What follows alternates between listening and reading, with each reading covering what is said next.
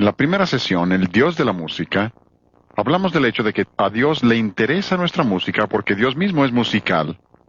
Y aún la serie de sobretonos demuestra lo que podemos aprender acerca de Dios mismo. Y en el lenguaje y en el canto, aún las diferentes vocales se determinan por la fuerza de las parciales de la serie de sobretonos. Así que tiene relación con toda la vida y nos muestra que a Dios sí le interesa nuestra música y que Él sí tiene normas. En la segunda sesión vamos a hablar acerca del mensaje de la música. Wilson Bryan Key, quien ha investigado mucho este tema, escribió el libro Seducción Subliminal, La explotación por la prensa, libros de esos. Ha llegado a ser un personaje de controversia, pero tiene mucho discernimiento. Vamos a citar de él en varias ocasiones durante el seminario. Pero él dice, cuando entiendes algo, aquello pierde su control sobre ti. Observas a un mago realizar un truco y te quedas impresionado. ¿Cómo lo hará? Pero una vez que sabes cuál es el truco, pierde su efecto. Así que si podemos entender la música y qué es lo que hace y cómo opera, eso nos ayuda a saber cómo controlar la música que tenemos en nuestras vidas.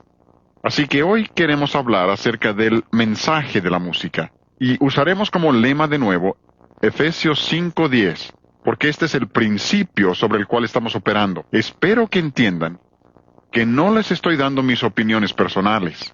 No me interesa la opinión de nadie, menos la mía.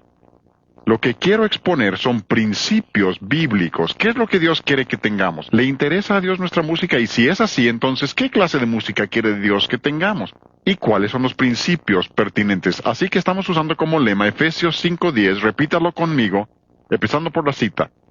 Efesios 5:10. Comprobando lo que es agradable al Señor. ¿Qué es lo que Dios quiere que tengamos? Ahora, para entender eso debemos entender que la música es comunicación. La música es comunicación. Si no entienden eso, no entenderán lo que está sucediendo en el campo de la música. Ahora, yo sé lo que la gente dice, la que afirma que la música es amoral. Yo conozco su razonamiento. He hablado con muchos de ellos, he sostenido debates con muchos de ellos y sé cómo piensan. Ellos dicen que la música es como un televisor. El televisor no tiene carácter moral por sí mismo, es únicamente lo que le metes al televisor lo que lo hace bueno o malo. Ustedes han oído ese argumento. Pero esa analogía tiene una falla seria. Y la falla es el hecho de que la música no es un objeto inanimado como el televisor. La música es parte de lo que viene a través del televisor. La música no es tu tocacassette o tocadiscos o lo que tengas. La música no es ese objeto inanimado, la música es lo que se transmite, es parte de la comunicación y como tal debe tener cualidad moral. Un hombre de New Jersey me llamó hace varios veranos a mi casa en Greenville, Carolina del Sur, y me dijo, tengo un programa radial las noches de sábado por unas 2 horas. Este programa alcanza todo el sur de Jersey y llega a la ciudad de Nueva York. Y dijo, lo que yo quisiera hacer es llamarle a su casa allá en Carolina del Sur y ponerlo al aire y permitir que la gente llame y haga preguntas. ¿Aceptaría? Y le dije, encantado, vamos a hacerlo. Pues me llamó el sábado por la noche y pasamos un rato fascinante, un tiempo muy emocionante. Las 2 horas pasaron como relámpago. Pero incluso llamó un productor de música rock de la ciudad de Nueva York. Dijo, usted habla de que dedicamos nuestros álbumes de rock al diablo. Le dije, yo no dije eso. Dijo, pues algunas lo dicen. Le dije, pues yo no lo dije. Me dije, pues no lo hacemos. Le dije, pues yo lo creo. No digo lo contrario. Usted dice que no, está bien, yo lo creo. Luego dijo, pero ustedes hablan de enmascaramiento en reversa. Dije, yo no he hablado de enmascaramiento en reversa. Preguntó, ¿por qué no? Le dije, a mí me espanta lo que dicen al derecho. Dijo, sí, tiene razón. Y este era un productor. Dijo, está lleno de basura y suciedad. Un productor. Hubo otro hombre que llamó esa misma noche y dijo, usted dice que la música tiene cualidad moral, ¿no? Le dije, sí, señor. Dijo, dígame cuál nota del piano es mala y yo la quito. Le dije, mire, seamos razonables. Hay diferentes maneras de comunicar y la música es solo una de esas maneras. Si usted compara la música con las otras formas, le ayudará a entender lo que estamos diciendo acerca de la música. Por ejemplo, en el campo del lenguaje. El lenguaje se compone de palabras, comunicamos por medio de palabras. Esas palabras se forman con letras individuales. Le dije, permítame una pregunta. ¿Cuál letra del alfabeto es mala? ¿Qué te parece la letra A? Es mala, ¿no? Dijo, ah, no. ¿Y qué de la letra B? Esa es muy mala. Dijo, ah, no, ninguna es mala. Le pregunté, ¿eso significa que no puedes tener palabras sucias y blasfemas? Claro que puedes, porque aun cuando las letras individuales son neutrales, una vez que las empiezas a combinar, tienes palabras y tienes cualidad moral. Puedes tener lenguaje bueno o lenguaje malo dependiendo de cómo las combinas y cómo las dices. Le dije, veamos en el campo del arte. Arte es otra forma de comunicación, les llamamos bellas artes. Es otra forma de comunicación. ¿Qué sucede en el arte? El arte consta básicamente de líneas y círculos. Confirmé esto con un dibujante. Dijo, básicamente sí, hay otras cosas. Y le dije, en la música también hay otras cosas, pero básicamente, arte son líneas y círculos. Así que le dije al hombre en el radio, supongamos que dibujo una línea. ¿Es una línea mala? Dice, no. Pregunté, ¿entonces un dibujante no podría tomar ese mismo papel y dibujar algo pornográfico? Claro que puede. ¿Por qué? Porque aunque las líneas y los círculos sean neutrales, una vez que los empiezas a combinar, tienes cualidad moral. Hay arte bueno y arte malo según se combinen los elementos. Le dije, si eso es cierto en el lenguaje y es cierto en el arte, ha de ser cierto también en la música. ¿Notas individuales? No, son neutrales. Pero cuando las empiezas a combinar, cuando les agregas ritmo, cuando empiezas a convertirlo en lenguaje, puedes tener música buena o música mala según la combinación de los elementos y la manera de ejecutarlo. La música es comunicación, por tanto debe tener cualidad moral. No puedes decir que sea amoral. Aún más, Wayne Barlow, otro de mis maestros en la Escuela de Música Eastman, he mencionado a varios de ellos. Estos son eruditos muy respetados, son músicos muy distinguidos. Wayne Barlow está en la música electrónica ahora. Creo que uno de los hombres más brillantes que jamás he conocido. Wayne Barlow dijo en uno de sus libros, el significado de la música es la música misma, no la letra. Vamos a citar a muchos más que dicen lo mismo, pero dijo, no es la letra. Y luego continúa y dice, se entiende aún mejor que el lenguaje mismo. Y es que las palabras pueden ser muy confusas. Tienes que tomar el contexto para entender el significado de las palabras. Por ejemplo, la palabra calle. ¿Qué significa? En un contexto es un camino, en otro es orden de callar, pero la ortografía y la pronunciación es la misma. Y dices, pues, ¿cómo lo puedo entender? Tienes que ver el contexto para ver cómo se usa. Y cuando empiezas a entender el lenguaje de la música, el Dr. Barlow dice que se entiende mucho mejor que las palabras.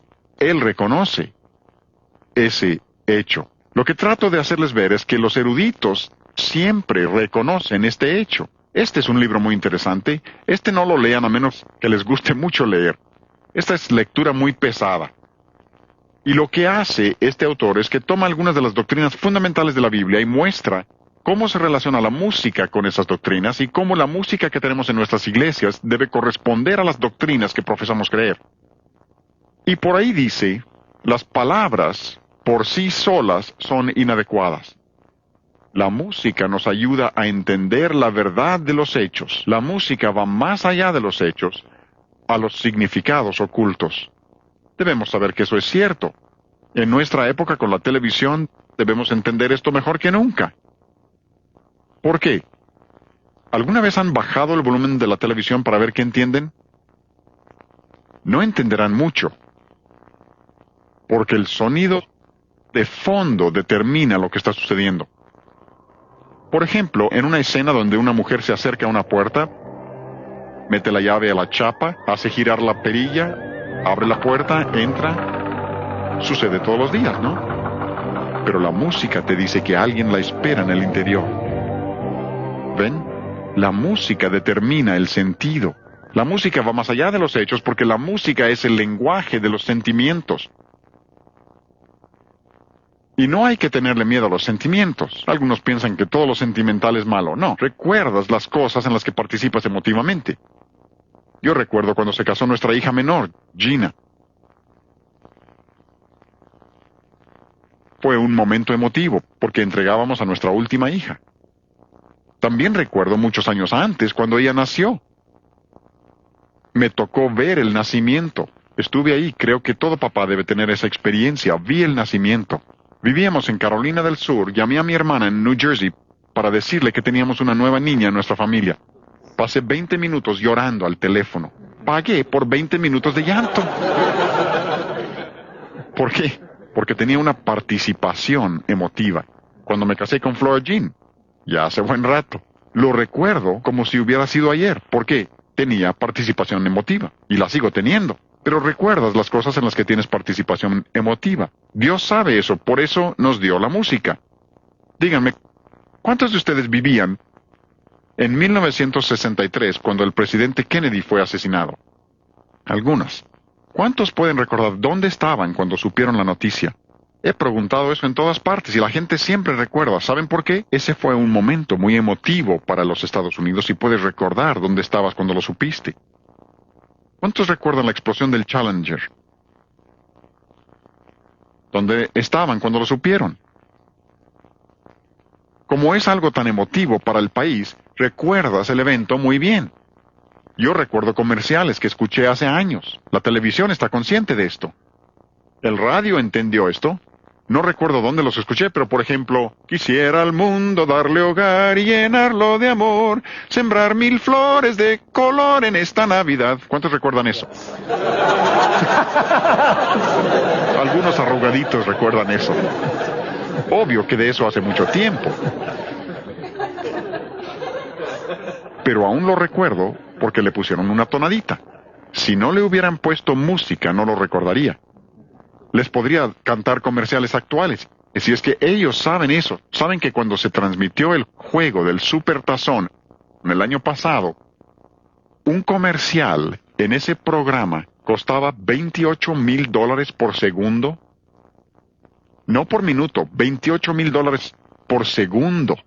¿Por qué se imaginan que siempre ponen música en el fondo? Quieren despilfarrar dinero, ¿no? Ah, no, están conscientes de que eso te cautiva y te ayuda a recordarlo porque afecta tus sentimientos y lo recordarás mucho tiempo después de que hayas olvidado otras cosas.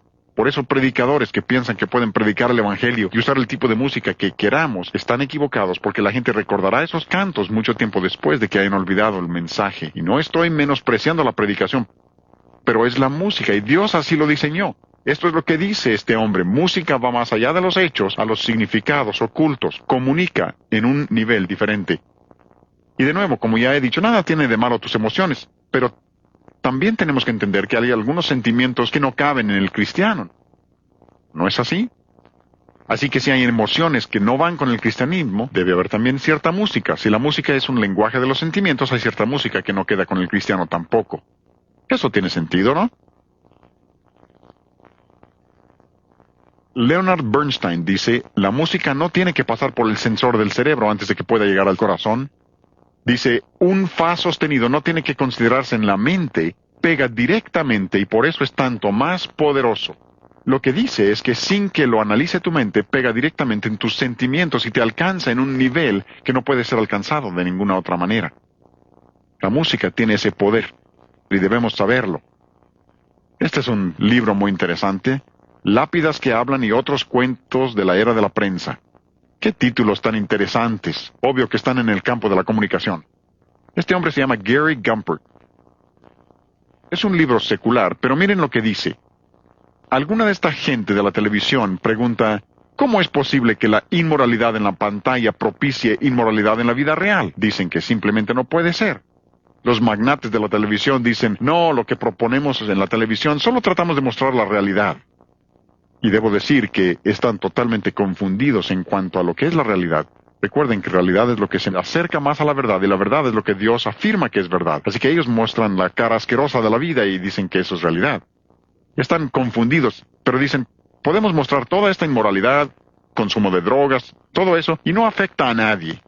Wilson Bryan Key refuta esto y me gusta mucho su afirmación. ¿Recuerdan? Seducción subliminal y algunos libros de esos. Wilson Bryan Key dice, si no crees que afecta a la gente, asómate por tu ventana.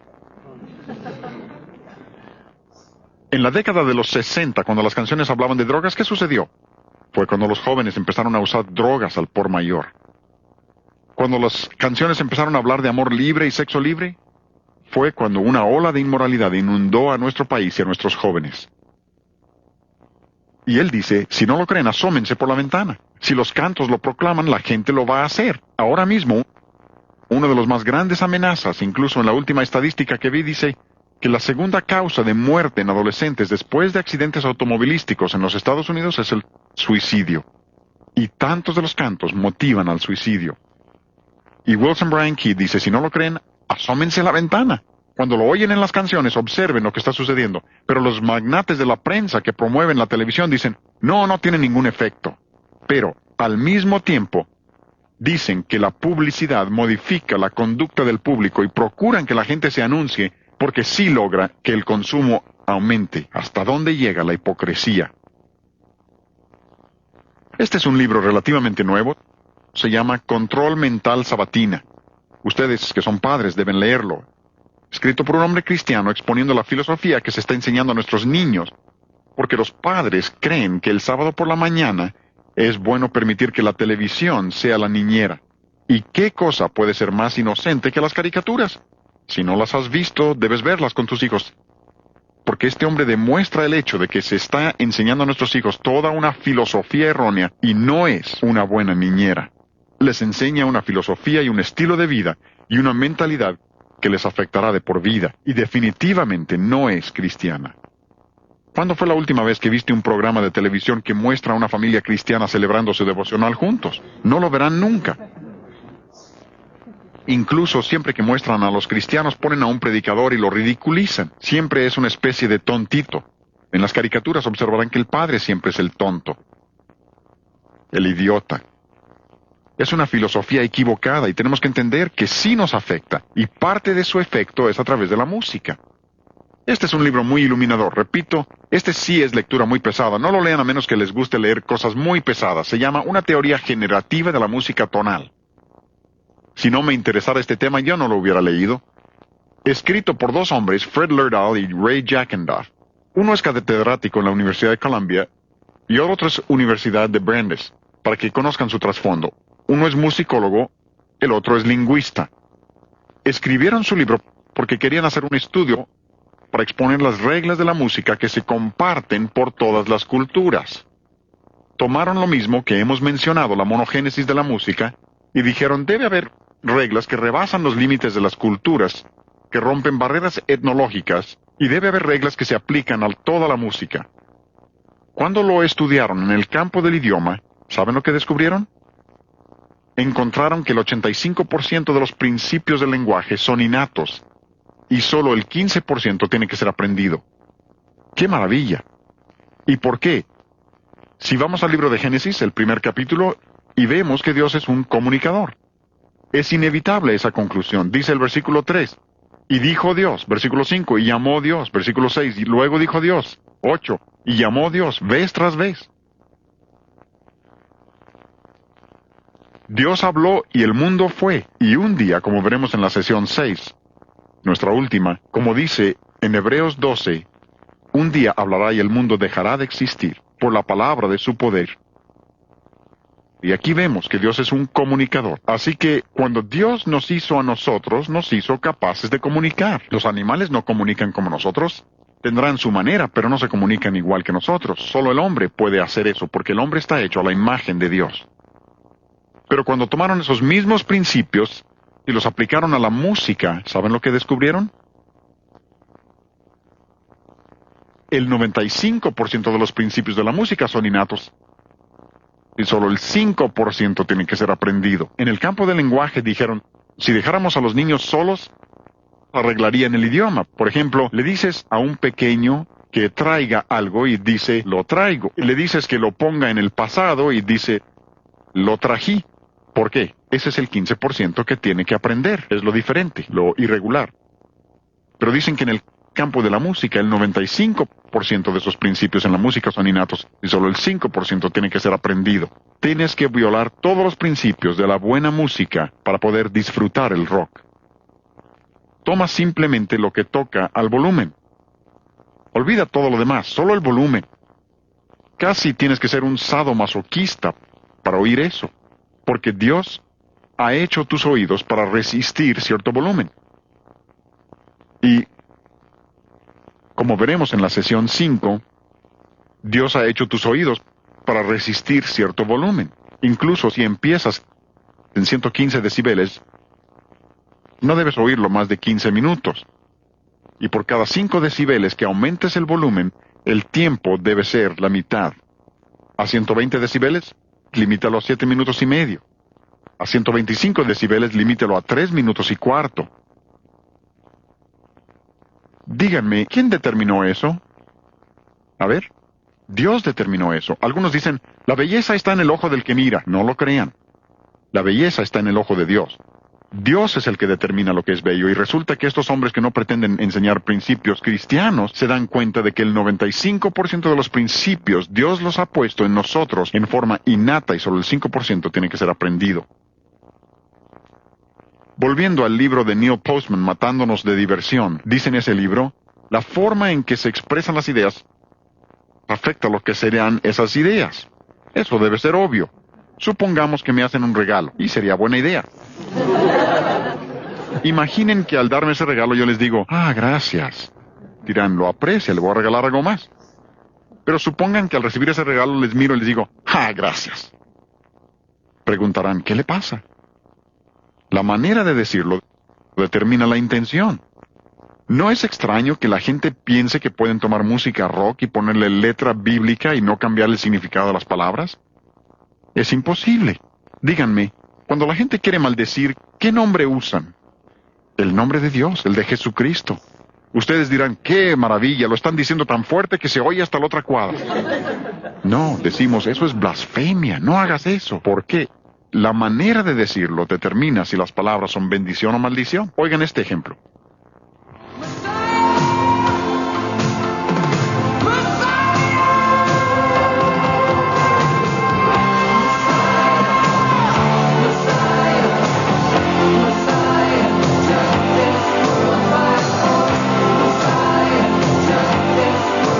Se supone que esa es una grabación cristiana y el nombre de Mesías, pero la manera de decirlo hace que suene a blasfemia.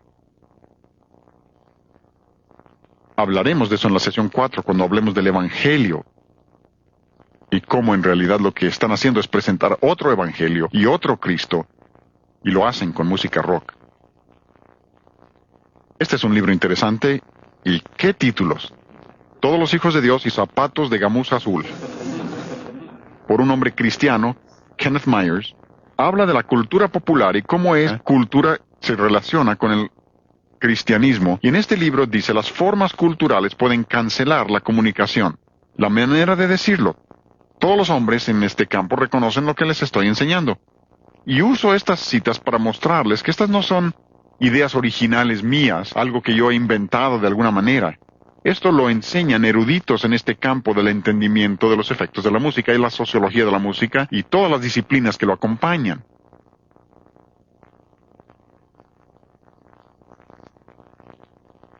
Otro libro, volviendo al libro de Gary Gumpert, Lápidas que hablan y otros cuentos de la era de la comunicación, dice en este libro que los fans de esta música, y a propósito en el campo de la música cristiana contemporánea, así les llaman, fans. Es diversión y tienen sus fans que los siguen. Pero dice que los fans insisten en que la calidad es subjetiva. Si a mí me parece malo, es malo. Si a mí me bendice, ¿tú cómo lo puedes dudar, no? O sea que mi reacción a aquello es lo que lo hace bueno o malo. Todo es subjetivo. Dicen que ellos insisten en eso. Pero dice, esto es como el borracho que cree e insiste a gritos que no está ebrio y a los 5 minutos está inconsciente. El señor Gumpert continúa y dice, el juicio sí es subjetivo, su evaluación de la situación, pero la condición misma no lo es. No importa lo que digas, dirás, pues yo no lo veo así. Eso no quiere decir que la música no tenga cualidades inherentes. Tu juicio sobre la música pudiera ser subjetiva, pero las cualidades inherentes no es asunto subjetivo. Es objetivo. La palabra de Dios comenta sobre esto, y quisiera tomar los siguientes versículos para mostrarles que hay muchos versículos que aunque no mencionan la música directamente, estos son adicionales a los que veíamos que sí mencionan la música directamente, pero hay muchos versículos que mencionan el tema de manera indirecta, y hay que entender eso. Hace varios años estuve en una ciudad grande, y me invitaron a una entrevista en una difusora de radio cristiana. Le llaman la Estación del Amor, para que se den una idea. Y la noche antes de la entrevista, el gerente de la difusora leyó uno de mis libros. Ha de haber sido un librito que escribí, El ruido fuerte del ritmo rock. Alguien le dio un ejemplar y lo leyó, y decidió que no iba a ser entrevista, iba a ser un debate entre él y yo. Y otro de sus hombres sería el moderador, pero eso me lo dijo hasta que llegué al estudio, que iba a ser un debate. Les dije, está bien, si quieren ser debate y no entrevista, está bien. Pues fue muy interesante. Empezaron el programa tocando música rock. Obviamente era música rock, no había duda. Luego me pidieron que comentara sobre ello, así al aire. Así que le dije lo que era el problema con esa música. Luego dijeron, tenemos al compositor en la línea, queremos que hable con él. Muy amable. Les dije, está bien. Así que le expliqué al compositor. Se suponía que era cristiano, así que le expliqué y le dije, este es el problema con la música, permítame decirle por qué está mal y por qué no puede ser música cristiana. Pero luego, y creo que aquí es donde Dios le da a uno palabras, creo que eso se refiere cuando dice que Dios dará palabras, y Dios me hizo pensar, ¿por qué no le hablas acerca de la salvación? Así que estábamos al aire y le dije, Rick, así se llamaba el compositor, le pregunté, ¿cuándo te convertiste? Y me preguntó, ¿a qué se refiere? Así que le di unos versículos acerca de la salvación, y dijo, estuve en un festival de rock hace varios años, estaba tocando un canto cristiano, y me impactó tanto la música que tuve que tomar una decisión. Y le pregunté, ¿qué pasaje bíblico te condujo a Cristo? Romanos 10:17 dice, la fe viene por el oír y el oír por la palabra de Dios. Solo la palabra de Dios conduce a la persona a Cristo. ¿Qué versículo te condujo a Cristo? Y no tuvo respuesta, y finalmente les dije a los dos caballeros que estaban conmigo en la mesa, caballeros, es obvio que estamos hablando con un hombre inconverso. Y Rick estaba escuchando. Y no hubo respuesta. Pero preguntaron, ¿dónde dice en la Biblia no usarás música rock? ¿Han oído eso? ¿Dónde dice la Biblia? Les dije, vamos, seamos razonables. Hay muchos principios de la Biblia que aplicamos a una situación determinada. Por ejemplo, la Biblia no dice, no fumarás. Pero como cristianos entendemos que Romanos 12:1, que dice que nuestros cuerpos pertenecen a Dios, que hemos de tenerlos limpios, puros y santos para Dios, aceptables para Dios, que es vuestro culto racional, y la razón por la que no fumamos es por causa de un principio bíblico que aplicamos en esa área. Yo no lo sabía, pero el hombre con quien sostenía el debate tenía una cajetilla de cigarros en el bolsillo. Nunca había entendido que se toman principios bíblicos y se aplican. Y eso es lo que quiero que hagamos hoy. Tomaremos unos versículos que no se aplican directamente a la música, pero sí se aplican indirectamente. Uno de esos versículos es Hebreos 5:14. Hebreos 5:14. Ese versículo dice, el alimento sólido es para los que han alcanzado madurez, para los que por el uso, una palabra muy interesante que literalmente significa práctica, pero va más allá. Hay otras palabras que significan práctica en la Escritura, pero esta literalmente significa por hábito. Es algo tan parte de ti que se vuelve un hábito. Para los que por el uso tienen los sentidos ejercitados. La palabra que se traduce ejercitados es la palabra gumnazo. De ahí viene nuestra palabra disciplina. Pablo le dijo a Timoteo en 1 Timoteo 4:7, le dijo, ejercítate para la piedad, disciplínate, la palabra es gumnazo. De ahí viene también la palabra gimnasio. Es un lugar donde te disciplinas para poder hacer lo que quieres hacer. Y aquí en Hebreos 5:14 aprendemos que hemos de disciplinarlos para la piedad. ¿Para qué? Para que podamos discernir el bien y el mal. Vean, para discernir entre lo que es bueno y lo que es malo. Verán también aquí que a veces Dios nos castiga en Hebreos capítulo 12. Dios nos castiga para que seamos disciplinados por el castigo. También vemos en 2 Pedro 2:14 que uno se puede disciplinar en un sentido equivocado. Uno puede hacer un hábito de hacer lo malo, tanto que se habitúa el corazón a la codicia en dirección equivocada. Pero Dios dice que quiere que disciplinemos nuestros sentidos. Quiere que conozcamos lo que es bueno y distinguirlo de lo malo. Ustedes conocen los 5 sentidos: vista, olfato, gusto, tacto y oído. Yo creo que Dios quiere que disciplinemos los 5 sentidos. Los 5. No tomaremos el tiempo para hablar de ellos hoy, Pero se podría predicar un sermón completo sobre cada uno. Nuestros ojos, Dios quiere que disciplinemos nuestros ojos, y en nuestra época de la comunicación todo hombre tiene que aprender a disciplinar sus ojos. Quizás supieron de un evangelista famoso que cayó en pecado y dijo: toda mi vida he tenido una fascinación con la pornografía. Debe haber sabido que la indisciplina de sus ojos lo iba a alcanzar tarde o temprano. Dios quiere que disciplinemos los 5 sentidos, pero observen cuál es el quinto sentido. Es el oído. Dios dice que tú y yo, como hijos de Él, hemos de disciplinar el oído, saber lo que es bueno y lo que es malo. Disciplina, gimnasio, gimnasia. Ir al gimnasio y aprender a disciplinar tu oído, es lo que está diciendo. ¿Han observado cuánto dice la Biblia acerca del oído? Es todo un libro acerca del oído. Se menciona más de 1500 veces en la Escritura. Busquen una concordancia exhaustiva. No menos de 1500 veces Dios habla acerca del oído porque es tan importante. Es importante para Dios, debe serlo también para nosotros. Romanos 10:17, la fe es por el oír, no por la vista, no por el tacto, ni siquiera por la experiencia. Algunos dicen: yo tuve tal o cual experiencia y eso fortaleció mi fe. No, la experiencia no desarrolla la fe, solo la palabra de Dios desarrolla fe. La experiencia lo puede confirmar, pero solo la palabra de Dios produce fe. Otros dicen: yo tuve tal o cual experiencia y eso destruyó mi fe. No, solo una falta de la palabra de Dios puede destruir la fe. Porque si la experiencia pudiera destruir la fe, los creyentes de Rusia no tendrían fe alguna. Al contrario, son tan fuertes que no quieren saber de nuestro cristianismo. Tienen una fe muy fuerte. Es la palabra de Dios la que produce fe. Pero Dios nos dice cómo se produce. La fe es por el, ¿qué? Oír. Y el oír por la palabra de Dios. Cristo se le llama, ¿qué? El verbo, lo que oyes en Juan 1:1. A Juan Bautista se le llamó la voz del que clama en el desierto, lo que oyes. La palabra de Dios está lleno de esto. Incluso en 1 de Juan 1:1, Juan dice: lo que era desde el principio, lo que hemos visto y oído, eso os anunciamos. Visto y oído. Los educadores modernos le llaman a eso audiovisuales y creen que tienen algo nuevo. Dios ha hablado desde siempre. Y si toman ese solo versículo y comprenden su trascendencia, se apartarían de la televisión totalmente. Porque tomen el impacto tremendo de la vista junto con el oído y tienen un medio que destruirá moralmente a una sociedad. Y lo está destruyendo. Y es que el sonido influencia al ser humano completo.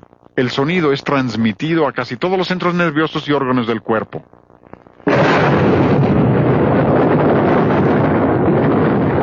Todos brincaron. Y esa no fue una expresión muy fuerte. ¿Por qué? Tienes más terminaciones nerviosas en el oído que en ningún otro de los sentidos. Dios así te hizo, e hizo que el sonido fuera importante para nosotros. Hay que entender esto. Éxodo 32. Han de recordar este relato. Moisés y Josué, Moisés es el anciano, Josué es joven, y han subido al monte para recibir de Dios los 10 mandamientos. Josué sube un poco y Moisés hasta la cima. Estando él allí, Dios avisa a Moisés que hay problemas en el campamento. Moisés sí tenía aviso previo, pero más adelante los dos vienen descendiendo de la montaña juntos y oyen el clamor que procede del campamento. Y en el versículo 17, Josué habla y dice: Moisés, oigo estruendo de batalla. ¿Tenía razón?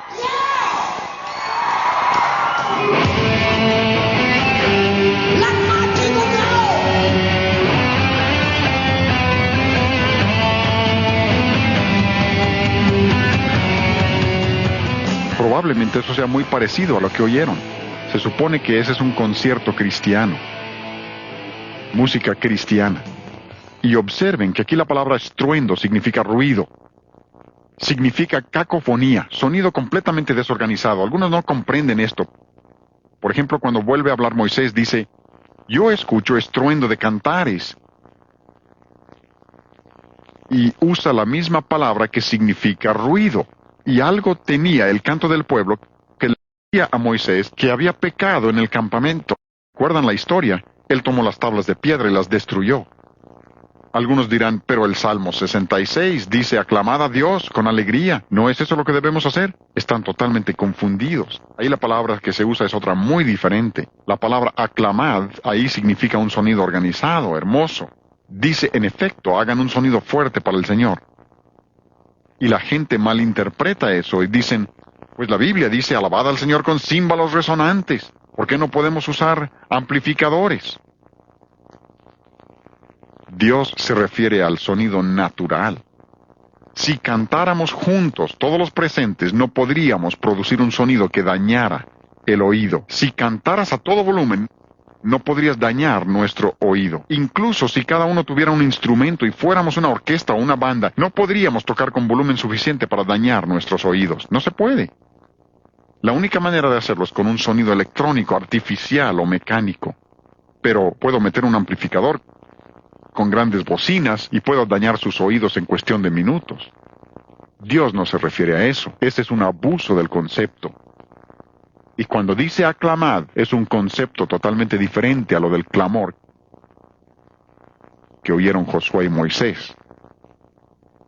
Uno de mis personajes favoritos en la Biblia es Samuel. Lo veo y pienso, ¿cómo quisiera ser como él? Pero veo a Jacob y digo, ese soy yo. Veo a José o a Samuel y pienso, qué grandes hombres. Pero ahí está Samuel. Es un muchacho. Su madre lo ha entregado a Dios. Así que lo lleva al templo para estar ahí con Elí y sus hijos impíos. Yo en esa situación me haría para atrás. Hubiera dicho, Señor, no me vas a pedir que deje a mi muchachito en esta situación, pero ella lo había prometido a Dios y Dios lo cuidó. Pero seguramente parte del trabajo de Samuel era cuidar al viejito. Mis padres ancianos vivieron con nosotros durante 5 años. Yo sé lo que es cuidar ancianos.